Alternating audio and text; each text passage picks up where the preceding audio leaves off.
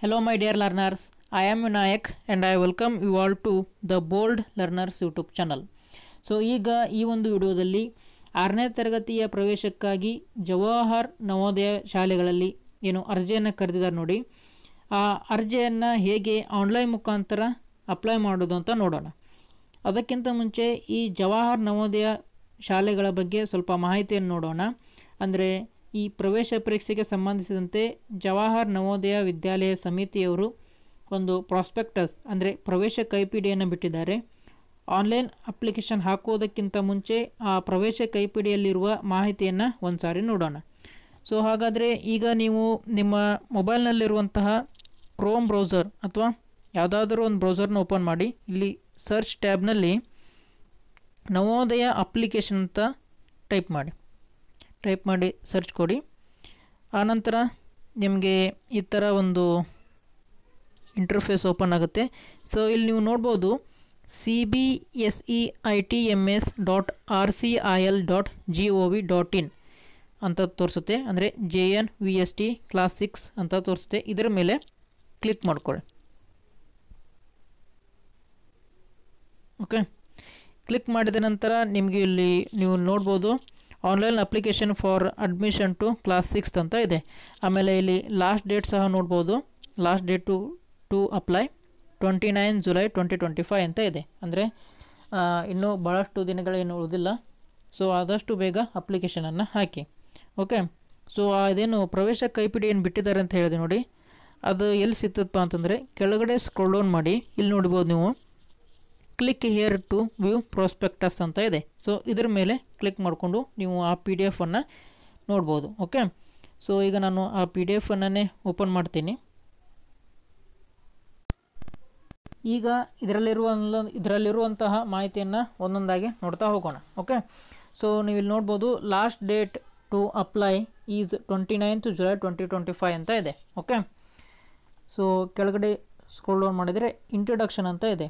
ಅಂದರೆ ಈ ನವೋದಯ ಶಾಲೆಗಳು ಹೇಗೆ ಸ್ಥಾಪನೆಗೊಂಡವು ಅಂಥೇಳಿ. ನ್ಯಾಷನಲ್ ಪಾಲಿಸಿ ಆಫ್ ಎಜುಕೇಷನ್ 1986 ಈ ಒಂದು ಕಾಯ್ದೆಯಡಿ ನವೋದಯ ವಿದ್ಯಾಲಯಗಳು ನಮ್ಮ ಭಾರತ ದೇಶದಲ್ಲಿ ಸ್ಥಾಪನೆಗೊಳ್ತವೆ. So at present 27 states and union ಟೆರಿಟರೀಸಲ್ಲಿ ಈ ಒಂದು ಶಾಲೆಗಳು ಕಾರ್ಯವನ್ನು ನಡೆಸ್ತಿದ್ದಾವೆ. ಓಕೆ, ಸೊ ಆನಂತರ ಇಲ್ಲಿ ನೋಡ್ಬೋದು ನೀವು ಆಬ್ಜೆಕ್ಟಿವ್ಸ್ ಆಫ್ ದ ಸ್ಕೀಮ್ ಅಂತೇಳಿ, ಅಂದರೆ ನವೋದಯ ಶಾಲೆಗಳ ಉದ್ದೇಶಗಳು, ಇದನ್ನು ನೀವು ಓದ್ಕೋಬೋದು. ಆನಂತರ ಎಟ್ ಪ್ರೆಸೆಂಟ್ 654 ಶಾಲೆಗಳು ನಮ್ಮ ದೇಶದಲ್ಲಿದ್ದಾವೆ. ಓಕೆ, 654.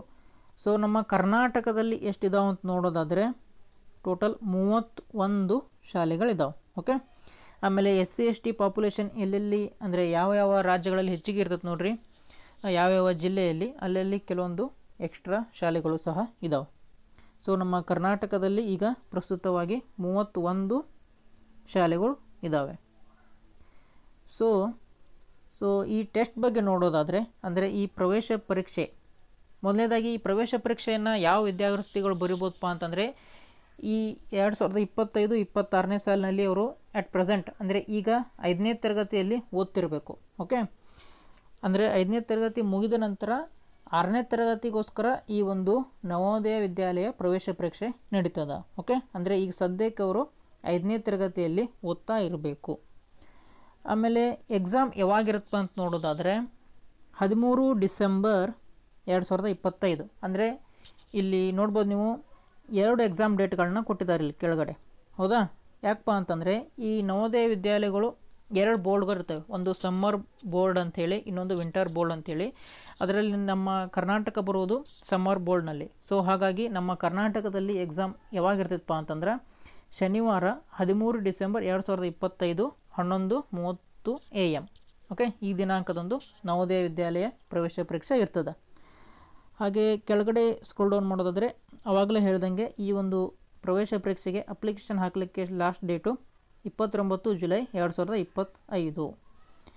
ಆಮೇಲೆ procedure to register online for JNV selection test ಅಂತ ಕೇಳಿದ್ದಾರೆ. ಓಕೆ, ಏನೇನು ದಾಖಲಾತಿಗಳು ಬೇಕು ಅಂತೇಳಿ. ಓಕೆ, ಇದಕ್ಕೆ ನಾವು ಆನ್ಲೈನ್ ಮುಖಾಂತರನೇ ಅಪ್ಲಿಕೇಶನನ್ನು ಹಾಕಬೇಕು. ಓಕೆ, ಅದು ಅಪ್ಲಿಕೇಶನ್ ಹಾಕಲಿಕ್ಕೆ ಲಿಂಕ್ ನಾನು ನಮ್ಮ ವಿಡಿಯೋದ ಡಿಸ್ಕ್ರಿಪ್ಷನ್ ಬಾಕ್ಸ್ನಲ್ಲಿ ಸಹ ಕೊಟ್ಟಿರ್ತೇನೆ. ಆಮೇಲೆ ಏನೇನು ದಾಖಲಾತಿಗಳು ಬೇಕಪ್ಪ ಅಂತ ನೋಡೋದಾದರೆ ವಿದ್ಯಾರ್ಥಿಯ ಭಾವಚಿತ್ರ ಬೇಕು, ಆಮೇಲೆ ಪಾಲಕರ ಸಹಿ ಬೇಕು, ವಿದ್ಯಾರ್ಥಿಯ ಸಹಿ ಕೂಡ ಬೇಕು, ಆಮೇಲೆ ಆಧಾರ್ ಕಾರ್ಡ್ ಡೀಟೇಲ್ಸು, ಆಮೇಲೆ ವಾಸಸ್ಥಳದ ಪ್ರಮಾಣ ಪತ್ರ ರೆಸಿಡೆನ್ಷಿಯಲ್ ಸರ್ಟಿಫಿಕೇಟ್ ಬೇಕು, ಆಮೇಲೆ ಆಧಾರ್ ಕಾರ್ಡ್ ನಂಬರು, ಹೌದಾ, ಅಪಾರ್ ನಂಬರು, ಪೆನ್ ನಂಬರು ಇವೆಲ್ಲ ಬೇಕಾಗ್ತದೆ. ಆಮೇಲೆ ಈ ದಾಖಲಾತಿಗಳನ್ನು ನಾವು ಆನ್ಲೈನ್ ಮುಖಾಂತರ ಅಪ್ಲೋಡ್ ಮಾಡಬೇಕು ವೆಬ್ಸೈಟ್ನಲ್ಲಿ. ಸೊ ಹಾಗಾಗಿ ಆ ಫಾರ್ಮೆಟ್ ಏನಿರಬೇಕಪ್ಪ ಅಂತಂದ್ರೆ JPG ಫಾರ್ಮೆಟ್ನಲ್ಲೇ ಇರಬೇಕು. ಆಮೇಲೆ ಈ ದಾಖಲಾತಿಗಳ ಸೈಜ್ ಎಷ್ಟಿರಬೇಕಪ್ಪ ಅಂತಂದ್ರೆ ಬಿಟ್ವೀನ್ 10 to 100 KB ಇಷ್ಟರ ಒಳಗಡೆ ಆ ಒಂದು ದಾಖಲಾತಿಗಳು ಇರಬೇಕು.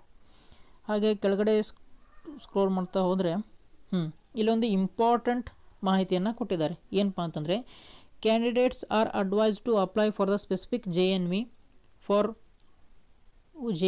Only for which he or she is eligible. Submission of the false information in respect of residence and study details will lead to cancellation of the candidature. ಇದರ ಅರ್ಥ ಏನಪ್ಪ ಅಂತಂದರೆ, ಫಾರ್ ಎಕ್ಸಾಂಪಲ್ ನೀವು ಈಗ ಧಾರವಾಡ ಜಿಲ್ಲೆಯಲ್ಲಿರುವಂತಹ ನವೋದಯ ವಿದ್ಯಾಲಯ ಶಾಲೆಗೆ ಅಪ್ಲಿಕೇಶನನ್ನು ಹಾಕಬೇಕು ಅಂತ ಅಂದ್ಕೊಂಡಿದ್ದೀರ ಅಂತ ಅಂದ್ಕೊಳ್ಳಿ.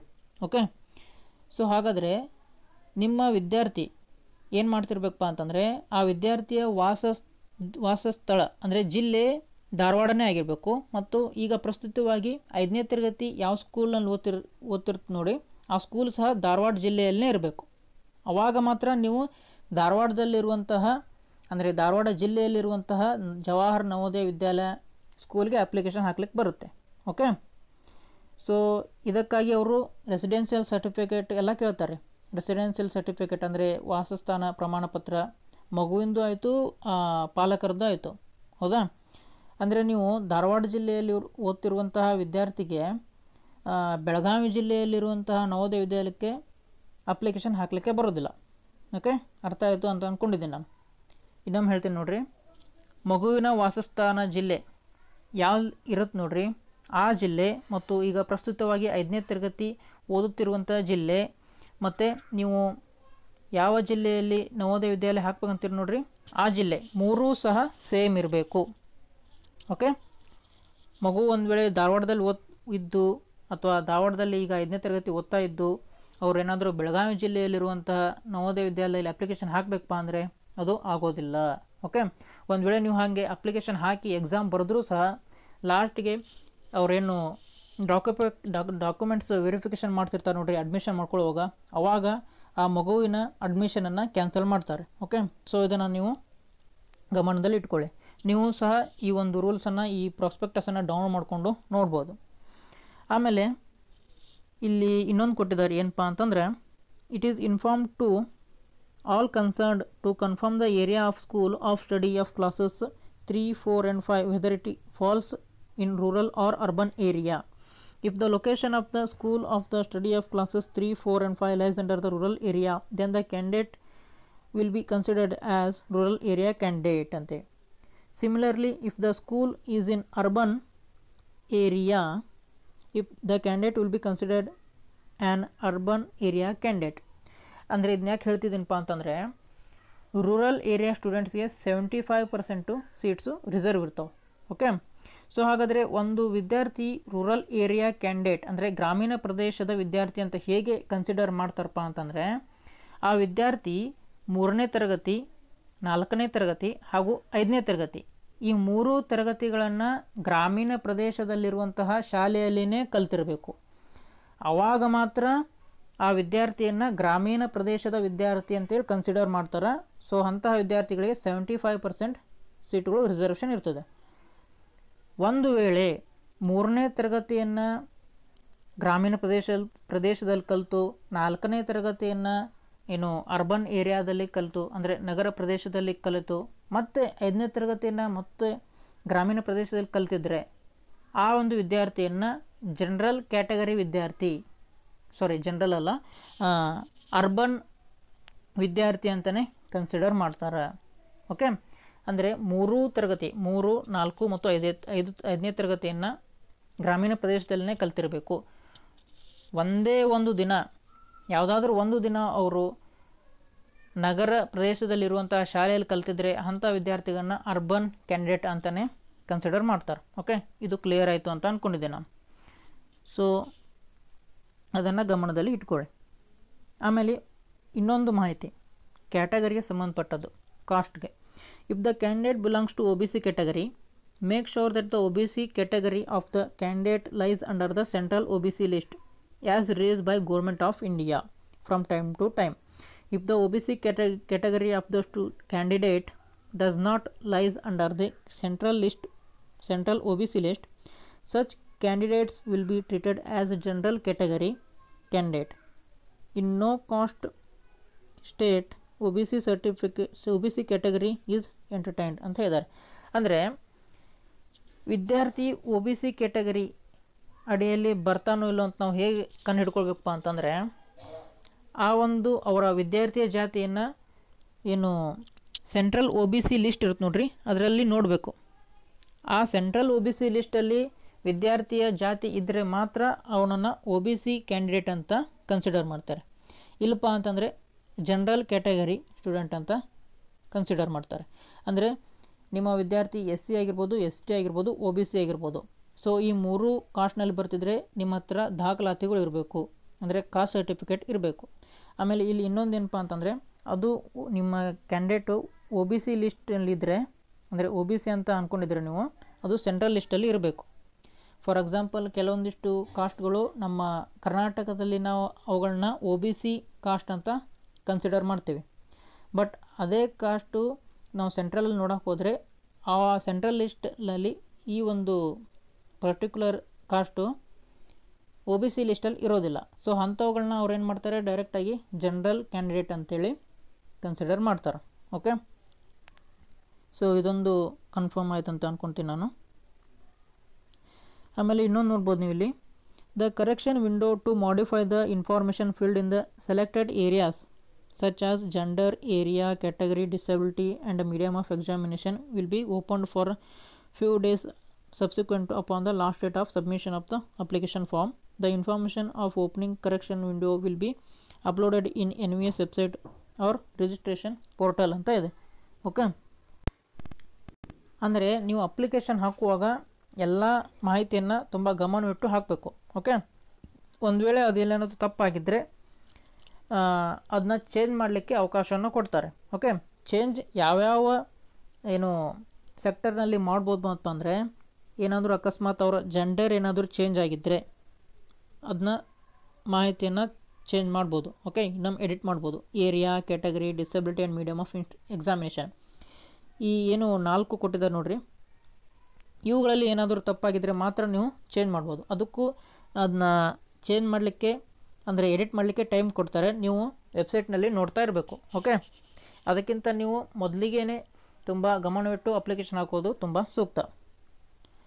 ಆನಂತರ ಇಲ್ಲಿ ಕೊಟ್ಟಿದ್ದಾರೆ ನೋಡಿರಿ, please check the block details of your district and fill it correctly in the application form as the rural open category seats are block specific ಅಂತ ಇದ್ದಾರೆ.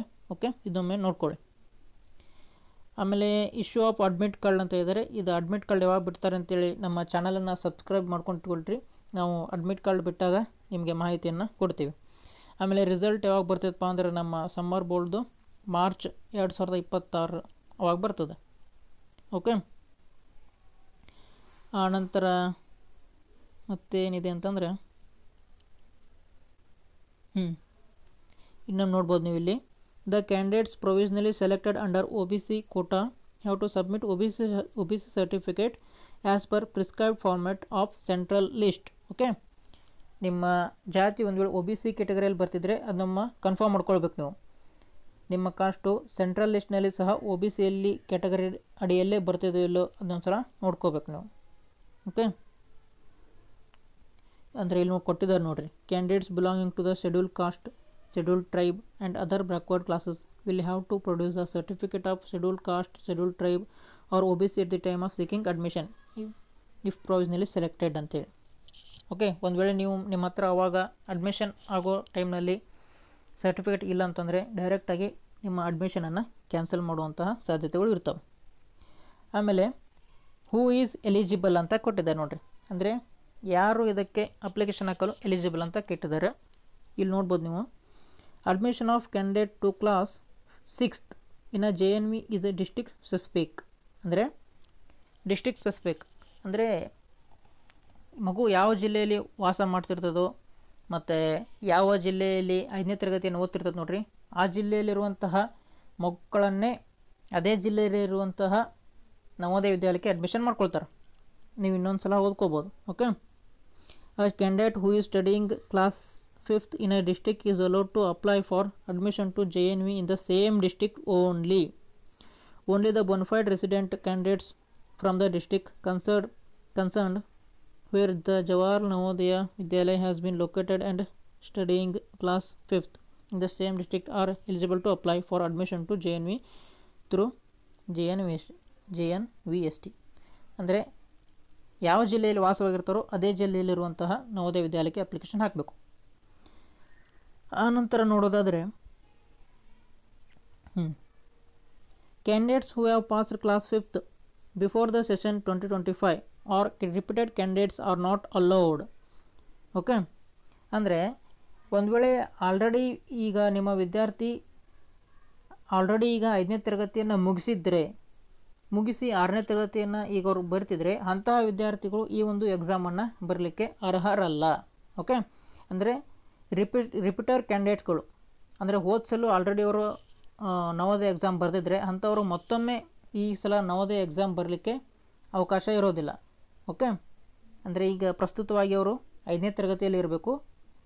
ಅಂತಹ ವಿದ್ಯಾರ್ಥಿಗಳಿಗೆ ಮಾತ್ರ ಈ ಒಂದು ನವೋದಯ ವಿದ್ಯಾಲಯ ಎಕ್ಸಾಮನ್ನು ಬರೀಬೋದು.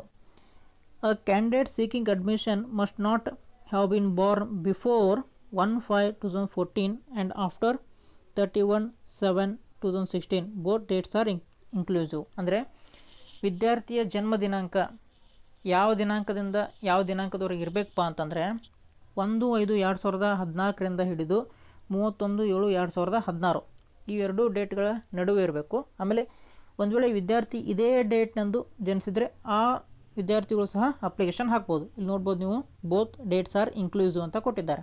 ಓಕೆ, ಈ ಎರಡೂ ಡೇಟ್ಗಳ ನಡುವೆ ಇರುವಂಥ ವಿದ್ಯಾರ್ಥಿಗಳು ಮತ್ತು ಈ ದಿನ ಒಂದು ವೇಳೆ ಹುಟ್ಟಿದರೆ ಅಂಥ ವಿದ್ಯಾರ್ಥಿಗಳು ಸಹ ಈ ಒಂದು ಪ್ರವೇಶ ಪರೀಕ್ಷೆಗೆ ಅಪ್ಲಿಕೇಶನನ್ನು ಹಾಕ್ಬೋದು. ಓಕೆ, ಆನಂತರ ಇದಕ್ಕೆ ಅವರು ಬರ್ತ್ ಸರ್ಟಿಫಿಕೇಟ್ ಸಹ ಕೇಳ್ತಾರೆ ಲಾಸ್ಟ್ ಎಕ್ಸಾಮ್ ನಡೆಯುವಂಥ, ಅಂದರೆ ಎಕ್ಸಾಮ್ ಮುಗಿದ ಮೇಲೆ ಅಡ್ಮಿಷನ್ ಆಗುವಂತಹ ಟೈಮ್ನಲ್ಲಿ. ಓಕೆ, ಆನಂತರ ಇಲ್ಲಿ ನೀವು ಕೊಟ್ಟಿದ್ದಾರೆ ನೋಡಿರಿ, ಆವಾಗಲೇ ಹೇಳ್ದಂಗೆ no candidate is eligible to apply for the selection test for the second time. ಅಂದರೆ ಹೋದ್ಸಲ ಅವರು ನವೋದಯ ಎಕ್ಸಾಮ್ ಬರ್ತಿದ್ರೆ ಮತ್ತೊಮ್ಮೆ ನವೋದಯ ಎಕ್ಸಾಮ್ ಬರೀಬೇಕು ಅಂದ್ಕೊಂಡ್ರೆ, ಅಂದರೆ ಈಗ ಆ್ಯಕ್ಚುಲಿ ಈಗ ಅವರು 6ನೇ ತರಗತಿ ಇರ್ತಾರೆ, ಇನ್ನೊಮ್ಮೆ ಬರಬೇಕಪ್ಪ ಅಂತಂದರೆ ಅಂತಹ ವಿದ್ಯಾರ್ಥಿಗಳನ್ನು ಅವರು ರಿಪೀಟರ್ ಅಂತ ಕನ್ಸಿಡರ್ ಮಾಡ್ತಾರೆ ಮತ್ತು ಅವರಿಗೆ ಅವಕಾಶ ಇರೋದಿಲ್ಲ. ನೆಕ್ಸ್ಟ್ ಏನಪ್ಪ ಅಂತಂದ್ರೆ ಫಾರ್ ರೂರಲ್ ಕ್ಯಾಂಡಿಡೇಟ್ಸ್ ಅಂತ ಕೊಟ್ಟಿದ್ದಾರೆ. ಆವಾಗಲೇ ಹೇಳ್ದಂಗೆ 75% ಅವ್ರಿಗೆ ರಿಸರ್ವೇಷನ್ ಇರ್ತದೆ.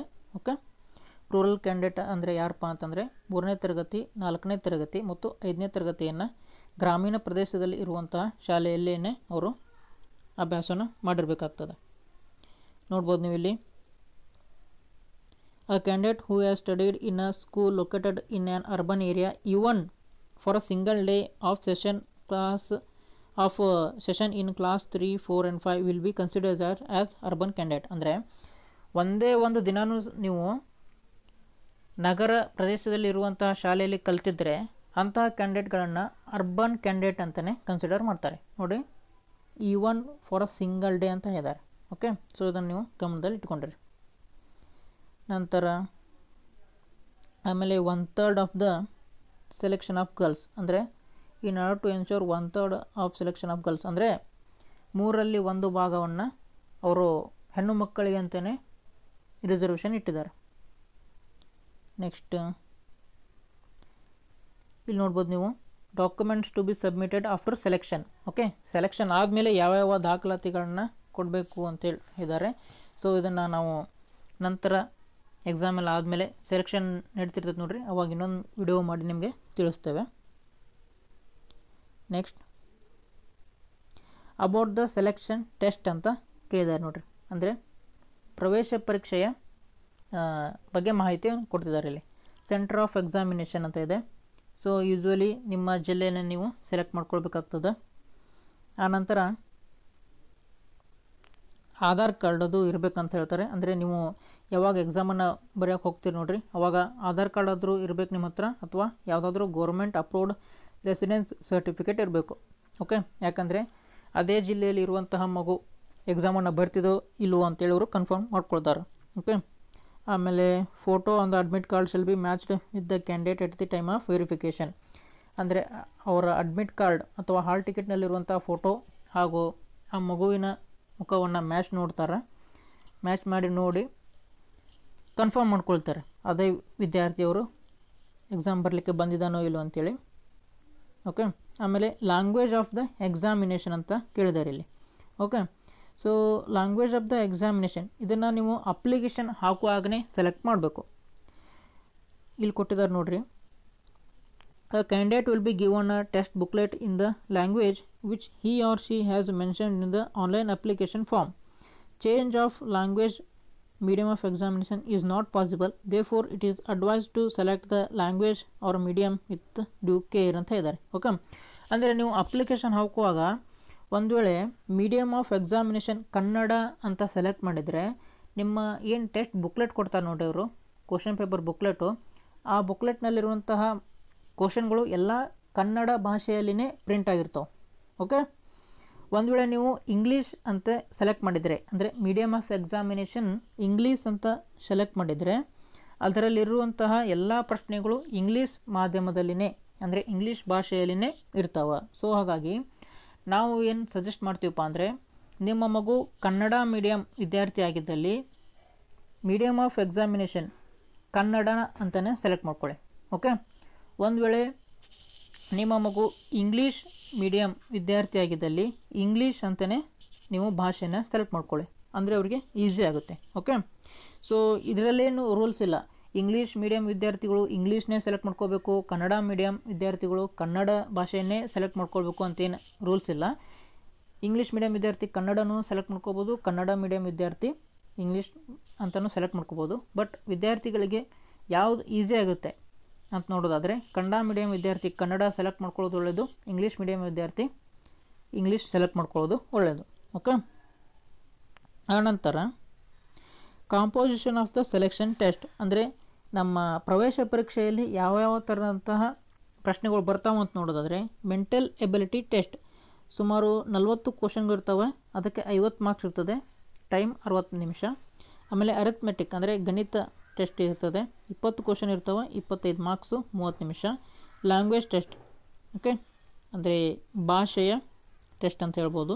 ಸೊ 20 ಕ್ವಶನ್ ಇರ್ತವೆ, 25 ಮಾರ್ಕ್ಸಿಗೆ 30 ನಿಮಿಷ. ಟೋಟಲಾಗಿ 80 ಪ್ರಶ್ನೆಗಳು, 100 ಮಾರ್ಕ್ಸು, 2 ಗಂಟೆಗಳ ಕಾಲಾವಕಾಶ ಇರ್ತದೆ. ಓಕೆ, ಆಮೇಲೆ ಇದು OMR ಶೀಟ್, ಅಂದರೆ ಒಂದು ಪ್ರಶ್ನೆ ಇರ್ತದೆ, ಅದಕ್ಕೆ 4 ಆಪ್ಷನ್ಗಳು ಇರ್ತವೆ, ಮಗು ಅದಕ್ಕೆ ಸರಿಯಾದ ಉತ್ತರವನ್ನು OMR ಶೀಟ್ನಲ್ಲಿ ಒಂದು ಸರ್ಕಲನ್ನು ತುಂಬುವ ಮುಖಾಂತರ ಆನ್ಸರ್ ಮಾಡಬೇಕಾಗ್ತದೆ. ಓಕೆ, ಈ ರೀತಿಯಾಗಿ OMR ಶೀಟ್ ಕೊಟ್ಟಿರ್ತಾರೆ, ಅದರಲ್ಲಿ 4 ಆಪ್ಷನ್ಗಳು ಇರ್ತವೆ, ಸರಿಯಾದ ಉತ್ತರದ ಸರ್ಕಲ್ಗೆ ಈ ಥರ ಶೇಡ್ ಮಾಡಬೇಕಾಗಿರ್ತದೆ.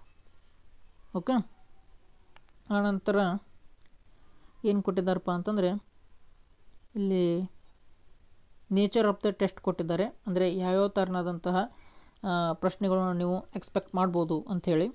ಓಕೆ, ಸೊ ಇದ್ರ ಬಗ್ಗೆ ನಾವು ಇನ್ನೊಂದು ವಿಡಿಯೋದಲ್ಲಿ ಡೀಟೇಲಾಗಿ ಹೇಳ್ತೀವಿ. ಓಕೆ, ಮತ್ತು ಏನು ಕೊಟ್ಟಿದ್ದಾರಪ್ಪ ಅಂತಂದರೆ ಇಲ್ಲಿ ನೋಡ್ಬೋದು ನೀವು, some important guidelines for uploading the online application form ಅಂತ ಕೊಟ್ಟಿದ್ದಾರೆ. ಸೊ ಈಗಾಗಲೇ ನಾನು ಇಂಪಾರ್ಟೆಂಟ್ ಆಗಿರುವಂತಹ ಎಲ್ಲ ಮಾಹಿತಿಯನ್ನು ಸಹ ಹೇಳಿದ್ದೇನೆ.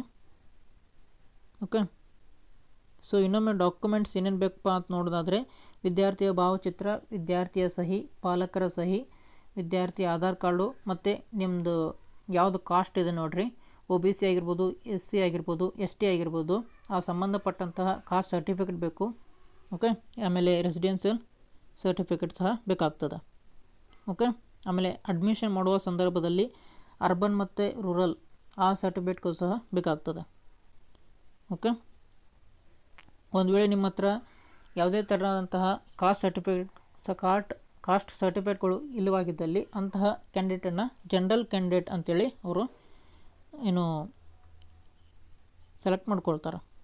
ಓಕೆ, ಆಮೇಲೆ ಇಲ್ಲಿ ನೋಡ್ಬೋದು ನೀವು OBC ಸರ್ಟಿಫಿಕೇಟ್ ಯಾವ ಥರ ಇರಬೇಕು ಅಂದರೆ ಯಾವ ಥರ ಫಾರ್ಮ್ಯಾಟ್ ಇರಬೇಕು ಆ ಫಾರ್ಮ್ಯಾಟನ್ನು ಸಹ ಲಾಸ್ಟ್ನಲ್ಲಿ ಕೊಟ್ಟಿದ್ದಾರೆ, ಅದನ್ನು ನೀವು ಸಹ ನೋಡ್ಕೋಬೋದು.